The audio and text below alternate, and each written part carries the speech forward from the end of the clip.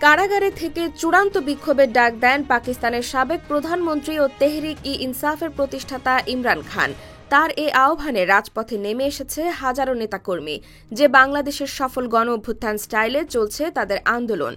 গণহারে গ্রেপ্তারের পরও ঠেকানো যায়নি এ স্রোত। উত্তাল হয়ে উঠেছে পাকিস্তান। নেতাকর্মীদের সঙ্গে সংঘর্ষে দেশটিতে একজন পুলিশ সদস্য নিহত হয়েছেন। এছাড়া আহত হয়েছেন আরও কয়েকজন। সোমবার বার্তা সংস্থা রয়টার্সের এক প্রতিবেদনে এ তথ্য জানানো হয়েছে। ইমরান খানের দল ও দেশটির কর্মকর্তারা জানিয়েছেন, সোমবার রাজধানীর ইসলামাবাদের বাইরে কারাবন্দী সাবেক প্রধানমন্ত্রী ইমরান খানের সমর্থকদের সঙ্গে নিরাপত্তা বাহিনীর সংঘর্ষ হয়েছে। এতে অন্তত একজন পুলিশ কর্মকর্তা নিহত হয়েছেন। এ সময় আহত হয়েছেন আরও কয়েক ডজন মানুষ।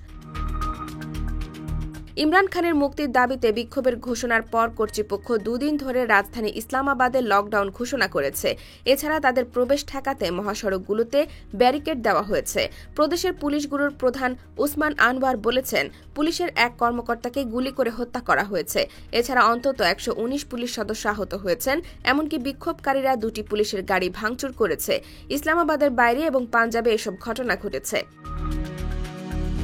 ইমরান খানের স্ত্রী বুশরা বিবি ও তার অন্যতম সহযোগী আলী আমিন গন্দপুর এ বিক্ষোভে নেতৃত্ব দিচ্ছেন। প্রতিবেদনে বলা হয়েছে, দাঙ্গা পুলিশ এবং আধা সামরিক বাহিনীর সদস্যরা ইসলামাবাদের সড়কে মোতায়েন রয়েছেন। এছাড়া বিক্ষোভকারীদের ঠেকাতে শিপিং কন্টেইনার দিয়ে সড়ক বন্ধ করে দেওয়া হয়েছে। রাস্তাগুলো অবরোধ করতে শিপিং কন্টেইনার ব্যবহার করেছে। দেশটির কর্মকর্তারা জানিয়েছেন, বিক্ষোভকারীদের শহরে প্রবেশ ঠেকাতে পূর্বাঞ্চলীয় প্রদেশ শহর ও টার্মিনালের মধ্যে সব গণপরিবহনও বন্ধ করে দেওয়া হয়েছে। IBTV USA, New York।